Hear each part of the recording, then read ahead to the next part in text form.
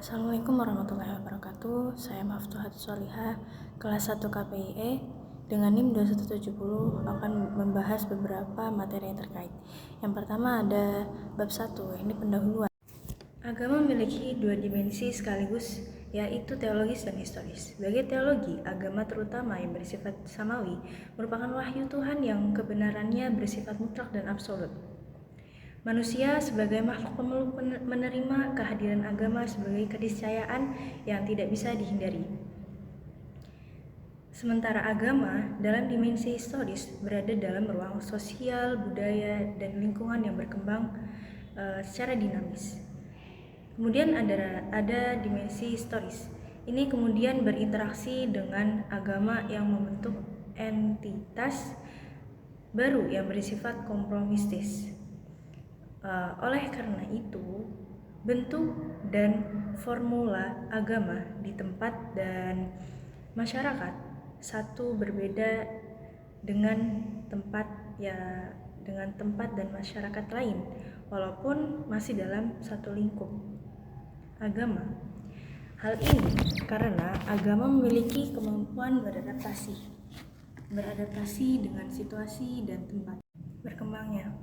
Melalui sifat fluiditas kebudayaan, agama memiliki corak tertentu yang menjadi identitas lokal. Secara historis, sejarah masyarakat JTBS terbentuk dari zaman prakolonial atau masa kerajaan Jawa. Majapahit merupakan kerajaan sentral yang memberikan pengaruh secara luas terhadap masyarakat Jawa termasuk JTBS. Dalam kehidupan keberagamaan, Hindu-Buddha merupakan kepercayaan yang mayoritas dianut masyarakat selain kepercayaan lokal. Pada perjalanannya, pengaruh agama-agama tersebut, terutama Buddha, masih terasa dalam kehidupan keberagamaan masyarakat JTBS. Keagamaan dalam pola Buddha yang tidak memiliki atau mengenal dewa selaras dengan karakter kebudayaan masyarakat JTBS yang egaliter dan tidak mengenal kasta atau stratifikasi. Penelitian ini memiliki 4 ruang lingkup utama, yaitu pertama, menemukan fakta sejarah sosial masyarakat Jawa Tengah bagian barat selatan JTBS pra-Islam. Secara histori, sebelum Islam, masyarakat Jawa Tengah bagian barat selatan berada pada wilayah dua kekuasaan kerajaan, yaitu Pajajaran di sebelah barat dan Majapahit di wilayah timur. Jarak yang relatif dari dua kerajaan tersebut berdampak terhadap rendahnya determinasi, terutama dari sisi sosial, ekonomi, dan budaya terhadap wilayah JTBS. Masyarakat di wilayah JTBS berkembang relatif mandiri dan tidak menginduk pada budaya kerajaan. Dan setelah runtuhnya Majapahit, kekuasaan politik beralih pada kerajaan atau Kesultanan Islam, yakni Demak, Pajang, dan Mataram. Fakta sosio-historis pemerintahan kerajaan atau Kesultanan Islam, terutama Mataram, sangat berdampak dan memberikan pengaruh pada masyarakat Banyumasan atau JTBS dalam beragama. Yang kedua, periode awal Islam masuk wilayah JTBS, pengaruh agama Buddha yang tanpa kasta dan relatif egalitarian berdampak secara signifikan terhadap corak keislaman masyarakat JTBS. Corak awal Islam JTBS berbeda dengan Jawa pada umumnya yang berkolaborasi dengan kekuasaan kerajaan. Masyarakat JTBS yang umumnya agraris memberi corak keagamaan yang akomodatif atau menyesuaikan dengan ritme kehidupan petani. Lalu yang ketiga, ada perkembangan masyarakat yang berlangsung cepat, berdampak terhadap dinamika sosial, terutama area arus mobilisasi antar penduduk dan perkembangan generasi baru masyarakat JTBS. Masyarakat JTBS generasi baru ini mengalami ambiguitas terutama terkait dengan jati dirinya. Arus utama kebudayaan Jawa adalah wetan yang memiliki keterkaitan langsung dengan budaya keraton. Sementara itu, JTBS dianggap sebagai subkultur Jawa atau bahkan sering dinilai sebagai bentuk anomali budaya Jawa. Konstruksi budaya ini relatif masif sehingga berdampak terhadap pembentukan jati diri generasi baru JTBS. Lalu yang keempat, perkembangan Islam pada masa teknologi informasi dengan indikator utama perkembangan varian-varian Islam baik yang berorientasi fundamentalisme atau liberalisme. Dua kutub varian Islam ini berkembang di seluruh komunitas Islam termasuk di JTBS. Watak egalitarian dan terbuka masyarakat memungkinkan keduanya berkembang. Dinamika pertumbuhan berbagai kutub varian Islam menjadi corak baru pada masyarakat JTBS saat ini. Lalu kemudian bab 2, potret masyarakat Jawa Tengah bagian barat dan selatan Banyumasan pra-Islam. Pembahasan mengenai Banyumas sebelum Islam tidak bisa dipisahkan dari sejarah dua kerajaan besar yang menguasai bumi Jawa, yaitu Kerajaan Majapahit Jawa Timur dan Pajajaran Jawa Barat. Alur Majapahit yang kemudian membentuk Banyumas bisa ditelusuri pada sejarah berdirinya Kadipaten Wirabasa I abad 15. Sementara jalur kerajaan Pajajaran dapat ditemukan pada sejarah berdirinya Kadipaten Pasir Luhur abad 14 sampai 15. Kemudian setelah dua kerajaan besar tersebut, kerajaan-kerajaan di Jawa Tengah bagian timur, Demak, Pajang, dan Mataram mengambil alih wilayah Banyumas dengan membangun Kadipaten Wirabasa II dan Kadipaten Banyumas abad 16 sampai 19. Lalu dengan demikian, Banyumas sebenarnya hanyalah merupakan kota kabupaten yang merupakan bagian dari baik kerajaan Majapahit, Pajajaran maupun kerajaan-kerajaan di Jawa Tengah bagian timur.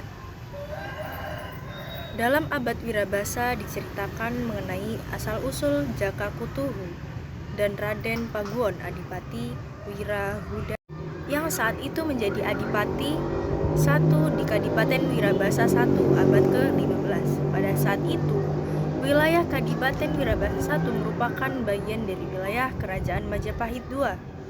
Tahun 1429 sampai 1522, tepatnya pada masa pemerintahan Prabu Kartabumi Brawijaya sampai Brawijaya V.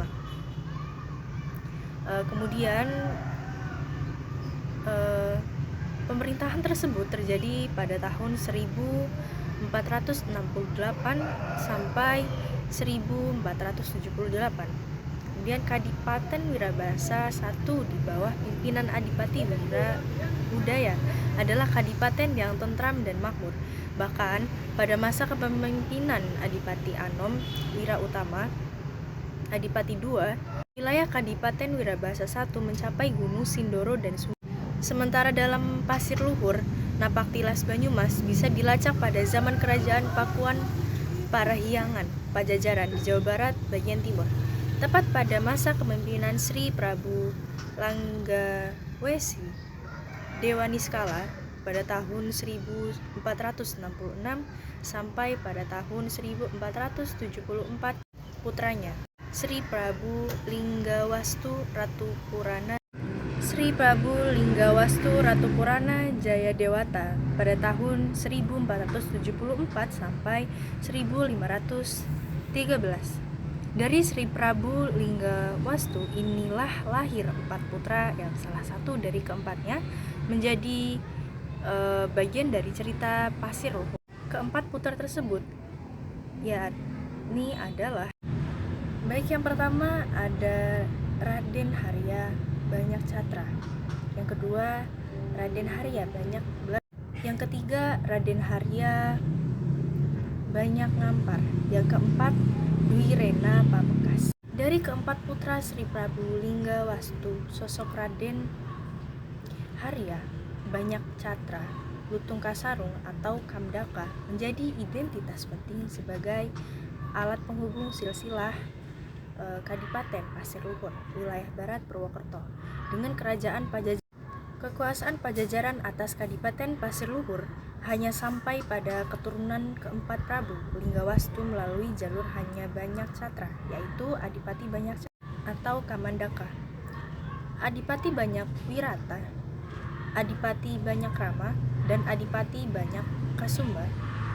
Meskipun setelah Adipati Banyak Kasumba Pasir Luhur masih dipimpin oleh keturunan Banyak Cakra, yaitu Adipati Banyak Belanak dan Banyak Toleh, namun Pajajaran tidak lagi menjadi penguasa atas Pasir Luhur, melainkan kerajaan Demak Islam.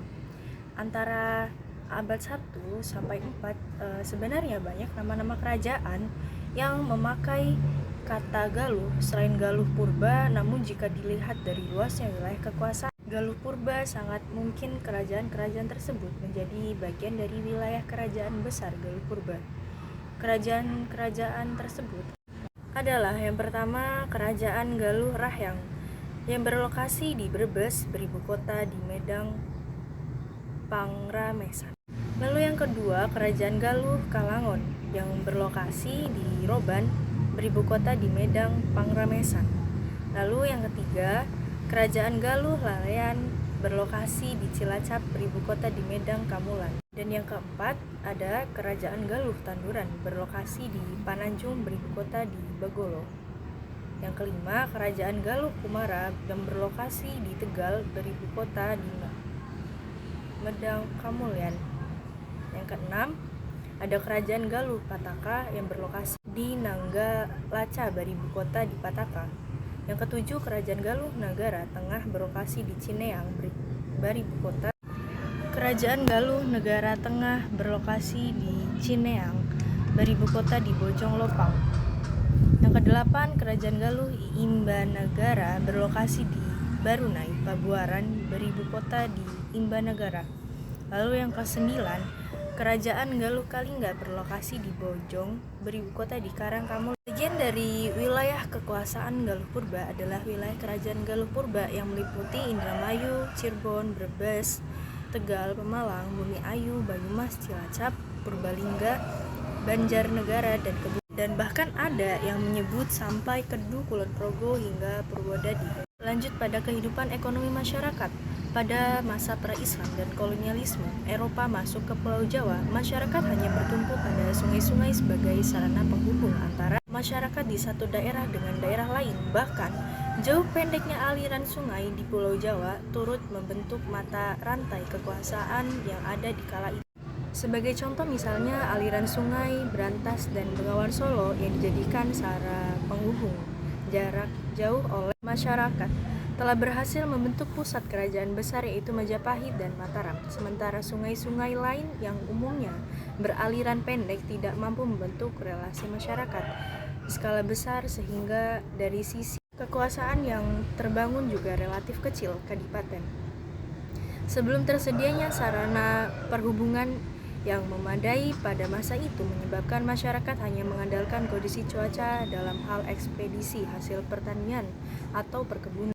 Bab 4 pembahasan bab ini menjelaskan tentang Islam di Jawa Tengah bagian selatan. Yang pertama, kebangkitan Islam Purita. Gerakan purifikasi pemurnian Islam jadi fenomena yang terus digulirkan dalam sejarah peradaban Islam di berbagai negara termasuk Indonesia. Puritan menurut Karang Armstrong merupakan agama yang diyakini oleh sekelompok orang yang sangat teguh berpegang pada peraturan-peraturan berdasarkan interpretasi harfiah murni yang bersumber dari kitab suci dan tradisi Islam pada masa-masa. Menurutnya istilah ini menyaratkan makna yang lebih dalam, tidak hanya menggambarkan fenomena gerakan penafsiran agama yang didasarkan kepada teks mata, akan tetapi merupakan gerakan yang sangat berkaitan dengan persoalan-persoalan politik umat, pembentukan identitas, persoalan kekuasaan dalam masyarakat yang plural. Dengan demikian, istilah revivalisme ini lebih luas jangkauannya karena pada kenyataannya kemunculan gerakan Islam radikal di negara-negara Islam di Timur Tengah maupun Asia memang tidak semata-mata didorong oleh keinginan mereka untuk menerapkan makna literal dari teks-teks suci dalam kehidupan nyata dan tidak pula sekedar tandingan terhadap cengkeraman barat, akan tetapi lebih filosofis. Secara geografis, Banyumas merupakan wilayah pedalaman yang terletak di bagian barat Jawa Tengah. Daerah itu membentang dari perbatasan kabupaten sebelah timur ke arah barat sampai lembah Sungai Citanduy yang berbatasan dengan daerah Jawa Barat bagian selatan. Kondisi tanahnya terdiri dari lapisan vulkanis muda yang sebagian besar wilayahnya berupa persawahan yang subur dan sangat cocok untuk budidaya padi. Berdasarkan pengamatan peneliti, terdapat 2 organisasi keislaman yang puritan yang berkembang di wilayah ini, adalah Majelis Tafsir Al-Quran MTA dan Al-Irsyad. Yang pertama, berkembangnya Majelis Tafsir Al-Quran di Banyumas pasca renovasi di negeri ini, yaitu pada tahun 1998 banyak bermunculan gerakan keagamaan baik tingkat nasional maupun lokal. Surakarta merupakan salah satu kota penting dalam gerakan sosial keagamaan di Indonesia, sebab dalam sejarahnya sejak lama kota ini menjadi basis dari gerakan radikal maupun gerakan yang moderat. Salah satu gerakan lokal di Surakarta yang berkembangnya sangat pesat pada saat itu adalah pasca reformasi adalah Yayasan Majelis Tafsir Al-Quran MTA. Majelis Tafsir Al-Quran MTA didirikan oleh Abdullah Tofail Saputra di Solo pada 19 September 1972. Kemudian dengan sejalannya waktu demi waktu, jamaahnya pun semakin berkembang dan kuantitas pengikut mereka pun semakin banyak, mulai dari Solo Raya meliputi Karanganyar, Wonogiri, Klaten, Sragen, Surakarta, dan Sukoharjo. Sekarang menambah ke Blora, Cepu, Purwodadi, Yogyakarta, Magelang, Purwokerto, Ngawi, Bojonegoro, Nganjuk, Demak, dan Salatiga. Bahkan sampai di luar Jawa seperti Medan dan luar negeri. Yang kemudian selanjutnya yang kedua dari Al-Irsyad, ada beberapa sudut pandang sebagai dasar analisis untuk melihat organisasi Al-Irsyad. Pertama, Al-Irsyad dapat diungkapkan sebagai organisasi Islam Indonesia yang dimotori oleh orang-orang etnis Arab asal Hadramaut Yaman yang sering disebut dengan kaum Hadrami. Sementara itu, kaum Hadrami yang ada di Indonesia adalah sebagian dari masyarakat yang diaspora, sehingga terkadang ada permasalahan sendiri untuk melihatnya. Kedua, Al-Irsyad ini adalah salah satu organisasi Islam yang menitik beratkan pada bidang pendidikan, sosial, dan dakwah dalam gerakannya. Ketiga, Al-Irsyad adalah organisasi yang ada di Indonesia yang mengusung jargon pembaharuan Islam. Ada kesamaan dengan sebagian masyarakat Timur Tengah, bahwa silsilah terutama ditelusuri melalui garis laki-laki. Oleh karena itu, keturunan dari seorang pria Hadrami dan seorang wanita lokal Indonesia dapat dianggap sebagai Hadrami. Menurut mereka, Islam dari sebuah agama telah menjadi suatu kumpulan tahayul, kekacauan, dan sebuah permainan, sehingga dunia Islam berada dalam kemunduran. Ketika agama Islam komunitas itu rusak, maka segalanya akan menjadi rusak karenanya. Untuk itu, menurut kalangan Al-Irsyad, satu-satunya solusi bagi dunia Islam adalah kembali pada Islam yang benar, yaitu kembali pada Al-Quran dan Al-Hadis. Namun di sini penting dicatat bahwa prinsip pendidikan Al-Irsyad dibuat menjadi sistem sekolah yang terpisah sebagai daya dorong untuk menyebarkan rasa kehadramian di antara anak-anak sekolah Al-Irsyad. Sekolah itu dengan bebas memelihara dan mempromosikan suatu identitas. Sekolah Al-Irsyad dalam kenyataan membuat sistem yang bersifat paralel namun tidak bersinggungan dengan sistem pemerintah kolonial. Dalam hal ini, para siswa tidak bisa saling berpindah antara suatu sekolah Al-Irsyad dengan suatu sekolah pemerintah. Walaupun kurikulum sekolah pada dasarnya tidak menyebutkan secara spesifik pengajaran wataniyah, tetapi ada beberapa bukti yang diajarkan kepada para siswa secara mencintai tanah airnya Hadramaut. Menurut kalangan mereka sendiri merupakan karakteristik esensial dari manusia modern.